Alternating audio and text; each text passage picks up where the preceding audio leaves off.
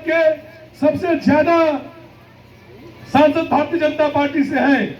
लेकिन आपको भी पता है कि भारतीय जनता पार्टी में जो अंबानी चाहते हैं, अडानी चाहते हैं और जो संघ के प्रमुख है चाहते वो होता है। मोदी, अमित शाह और जो पिछड़े वर्ग के लोग संसद बन के बैठे हैं, उन्होंने आज बोला कि वो लोग सिर्फ काठ के उल्लू है, मूर्ति है। तो हमें सजग रहना है, जागरूक रहना है, एकजुट रहना है और संगठित होकर संघर्ष करने की जरूरत है। एक बात मैं और कह के अपनी बात को खत्म करूंगा कि इस देश में हम सब अगर एकजुट होकर लड़ाई लड़े तो बहुत आसान लड़ाई है। लेकिन भारतीय जनता पार्टी और आरएसएस प्रतिक्रियावादी सामंती तत्वों की पार्टी है। अंग्रेजों से उन्होंने सीखा है बांटो और राज करो, जातियों और धर्मों को लड़ाओ, हिंदू मुसलमान को लड़ाओ, हिंदू में हिंदू को लड़ाओ और मुसलमान में अगर आप पिछड़ा मुसलमान को लड़ाओ। इससे हमें बच के रहना है। एक बात तय कर लेना है कि अगर हौसला नहीं होगा तो फैसला नहीं होगा। सब अपने लिए लड़ेंगे, किसी का भला नहीं होगा। तो हमें एड़ी से एड़ी मिलाकर, कंधे से कंधा मिलाकर, कदम से कदम मिलाकर के खड़े होकर लड़ना है। और मैं आपको याद दिलाना चाहूंगा, आप लोग बुजुर्गवान लोग बैठे हुए हैं, कम से कम 100 साल के बाद आपको एक बार फिर ऐसा नेता मिला है जो जीवट है, जो साहसी है, जो लीडर है और जो भारतीय जनता पार्टी के नेताओं के, आरएसएस के आंख में आंख मिला करके आपकी लड़ाई को मजबूती से लड़ रहा है।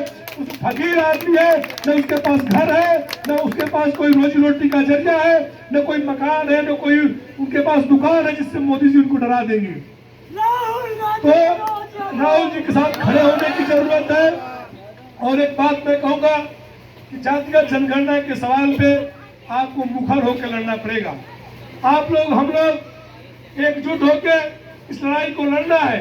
इसमें जिसकी जितनी संख्या हो उसकी भागीदारी होनी चाहिए। हमारे पूर्व वक्ताओं ने भी इस पर बताया, जातिगत जनगणना कराना कांग्रेस इसलिए चाहती है कि पता चले कि इस देश में जमीनें किसके पास है, इस देश में नौकरियां किसके पास है, इस देश में चल अचल संपत्ति किसके पास है। हम बहुसंख्यक तादाद के लोग श्रमशील जातियों के आते हैं, अपने हाथों से श्रम करते हैं, पूरे देश का निर्माण करते हैं। लेकिन हमारे हक और हिस्से में क्या आता है? गरीबी और मुफलिसी आती है।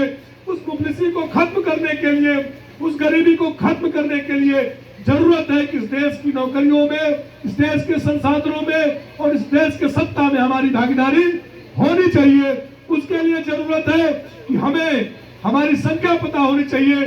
कोई हमको कोर्ट में, न्यायालयों में और कोई बहस में हमसे ये न कहे कि आपकी संख्या ही नहीं पता है।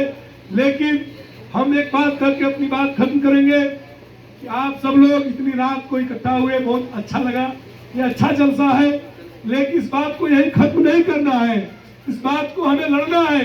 अपने हक और हिस्से के लिए जागरूक रहने की जरूरत है।